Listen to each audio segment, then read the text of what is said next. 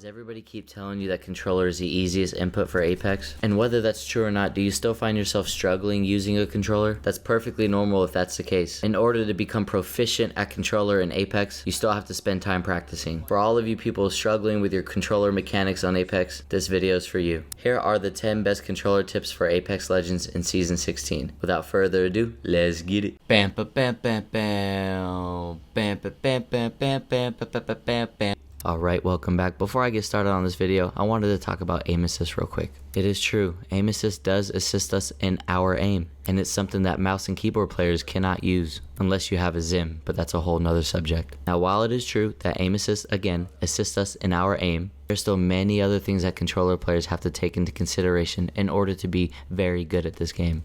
And that will lead us into tip number 1, sensitivity. I'm going to skip the BS and be very honest with you guys. Your sensitivity should be specific to your needs. So I implore you guys to tailor your own sensitivity to your own needs. But you guys don't want to hear that. So in my opinion, here are the best sensitivities that you can use in this game for controller. The first one's going to be 4-4 or 4-3. And feel free to use either linear or classic for those settings, whatever you prefer. Linear is going to be good for people that have more control over their thumbs. And if you feel like you have twitchy thumbs, then you might want to go classic. Personally, I use 4-4 linear with small dead zone, and my close range shots are better than they've ever been. So try any of those settings out and see what works best for you. Adjusting your dead zone is needed. And then to all my ALC users out here, here are the best ALCs that I've come across. And in fact, they're my own. These are the ALCs I once used before I went to 4-4 linear. What you get here is a nice combination of linear and classic. And again, bump up that dead zone if needed. Everything else should remain the same though. All you have to worry about is adjusting the yaw and pitch speeds to your liking. These ALCs are crispy, so if that's something you'd like to try out, then give that a try. Tip number 2 has to do with strafing. This dummy right here is a perfect example of what you don't want to do when you're strafing. Long, predictable, and easy to track strafes like this are bad in FPSs. So when you're strafing, you want to do it in an unpredictable manner. Your strafe shouldn't be too long and your strafe shouldn't be too short. And it should be randomized as well. This will make it hardest for your enemy to track you, therefore making it harder for you to be hit. There's really no rhyme or reason to it. You'd want your strafe to look something like this. Left, right, right, right, left, right, left, right, left.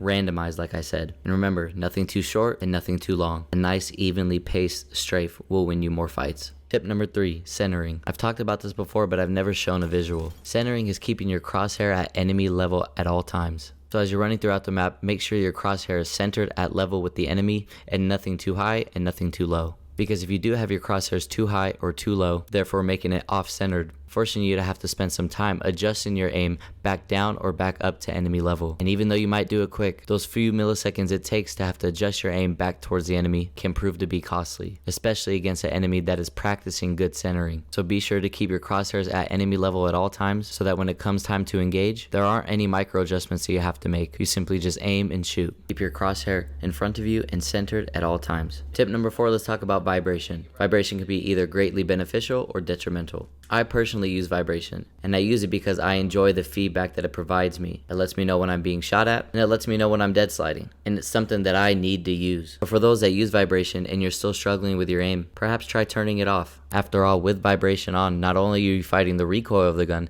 but you're also fighting the vibration as well. And that vibration that you feel on the thumbsticks may be throwing you off, especially if you have twitchy thumbs. Also, if you're playing on a PS5, you can adjust your vibration settings. Personally, when I was on PS5, I used it at its lowest setting, so I had some sort of vibration, but it wasn't too overpowering. And it's still the same for me on PC. So maybe if you don't want to completely get rid of vibration, try turning it down a bit. Now onto tip number 5, movement looting. Yes, you can move while looting on controller, and there are a couple of ways to do it. First thing you're going to want to do is sprint towards the death box, and while you're sprinting towards the death box, make sure you're looking at the box, and as you approach closer to the box, make sure you're holding square as well to open up that box. If you do all of that correctly, once you're in the box, your character will continue running, and your character will keep sprinting so as long as you're in the area of that death box. Once you exceed past that area of the death box, it'll automatically cancel you out of the box, but it gives you a solid couple seconds to loot while moving. And it's particularly great for armor swaps as well. Then you have another way of looting while moving, which is something that I use more often, purely for armor swaps, for any one item that I need to get out of the box. So you're going to be sprinting towards the death box just like you did before, again while looking at the death box. And then you'll hit your jump button to jump over the box while holding square to enter the box at the same time. And with enough practice, you can get clean armor swaps while keeping your momentum moving forward. In my opinion, this is a great, easy mechanic that you need to learn how to master if you're on controller. Staying still while looting is a thing of the past now. If you want to get better at this game, this is something that you need to practice, specifically for armor swaps. The ability to get quick, fast armor swaps in this manner will help you win so many of your fights. So start practicing that one. It's going to take a little time to master. Now on to tip number 6, hip firing. Hip firing with ARs and SMGs got nerfed pretty damn hard in Season 16, but it's still a tool that's very valuable. Why is it so important, you may ask? Because hip firing allows you to keep your normal strafing speed, which is always faster than ADS strafe. And of course, to make yourself a harder target to track and therefore hit, you want to maintain the maximum strafing speed possible. That's exactly what hip firing does. Remember, every time you ADS, your strafe speed will slow down. So when engaged in close quarter combat, start to practice your hip fire a little more, and make sure you're utilizing the strafing techniques that I taught you earlier while hip firing. And don't forget to keep your crosshair centered while hip firing. But like I mentioned, they did nerf hip fire pretty damn hard. So if you're at that awkward range of about 10 meters, I don't recommend hip firing. In order to hip fire successfully, you'll really want to close that gap to about 5 meters. That's where you'll get the most accurate hip fires. Now, I came from Call of Duty, and that's a game that you typically don't hip fire in. So when I came to Apex, it was something that was foreign to me. I didn't really start to learn how to hip fire until Season 3, and I had been playing since Season 0. But I realized it was something that all the crack players were doing, and I saw how important it was for them to consistently win their 1v1s. So I started to practice it myself.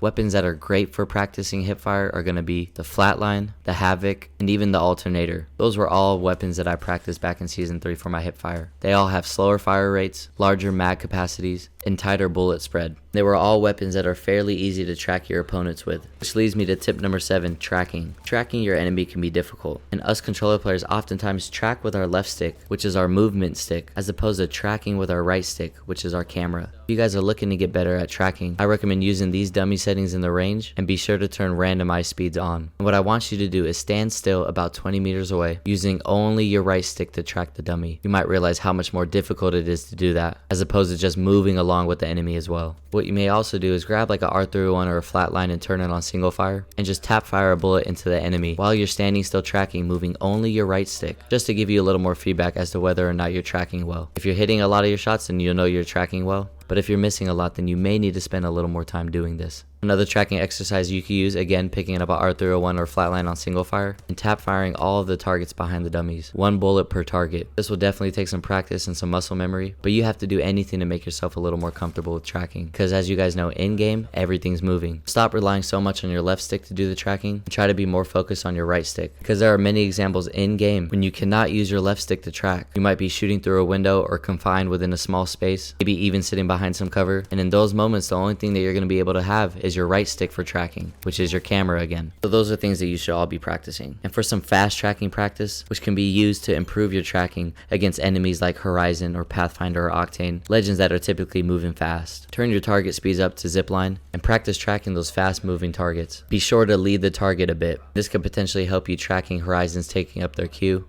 Pathfinder's moving along a zipline, etc. Now we have tip number 8, overclocking. This tip is specifically for PC players that play with a controller. You cannot overclock your controller while on console. But there are many controller PC players out there, and this is something that you should be doing if you haven't already. Simply look up how to overclock controller on YouTube and follow their steps. But the reason why it's so important is because this can further reduce your input delay. Overclocking your controller will reduce the input delay to 1 ms, which is essentially no delay at all. Everything you do on your controller is immediately registered on screen. So if you're playing with controller on PC and you haven't overclocked your controller, you could be playing on an input delay from anywhere between 6 ms to 10 ms. That is a much more significant delay. The less input delay you have, the better you perform. So go check out a YouTube video on how to do it. I believe I saw mine from a guy named Shotzi, I think, a Call of Duty player. Go check his video out. Moving on to tip number 9, we have micro positioning. Micro positioning is your positioning within a close engaged fight. It's essentially utilizing the best cover and best angles to give you the highest chance of winning that fight. And it's a pretty complex subject, so I won't get too deep into it, but be sure you're aware of the enemy's position at all times to give you better information on what covers and angles that you need to play. Pretty much what I'm saying is stop running in between all 3 enemies. If there's an enemy in front of you, utilize any cover necessary to cut off their line of sight on you. If you're pushing a team that's on high ground, so to speak, make sure you're moving moving from cover to cover to again cut off their line of sight on you. Stop running out in the open. Stop running in straight in between all three of them. Be more aware of your micro positioning. Lastly, tip number 10, we have recoil smoothing. Recoil smoothing is something that all top controller players practice, and it's what makes us look like we're cheating and have no recoil, because that's exactly what recoil smoothing does. It essentially eliminates your horizontal and vertical recoil. So when shooting an enemy, make sure you're also strafing with your left stick at the same time. The combination of using your left stick for left and right strafing and your right stick for recoil control is a term known as recoil smoothing. Most people tell you to strafe while shooting in a direction opposite to your recoil's pattern, or even in a direction opposite of the enemy's movement,